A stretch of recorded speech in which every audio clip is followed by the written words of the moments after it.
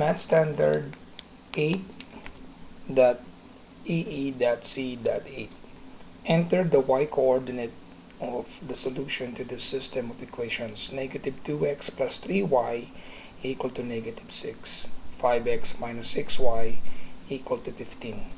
So we can use the elimination method to solve for the x or the y coordinate. So in this given equation, as you can see, we can eliminate the y by getting the opposite of this number.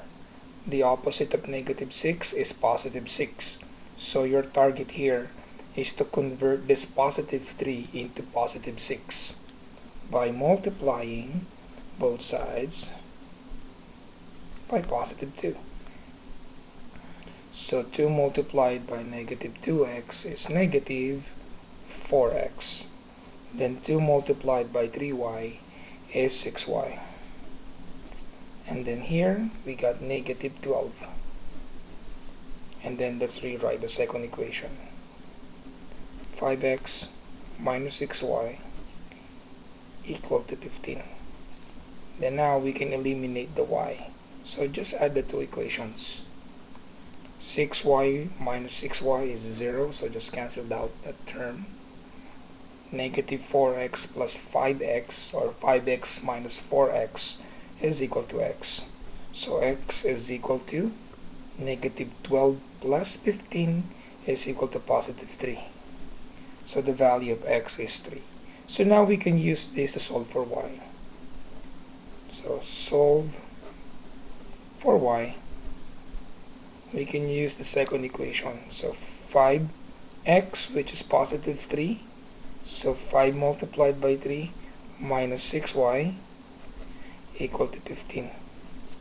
5 times 3 is 15 minus 6y equal to 15.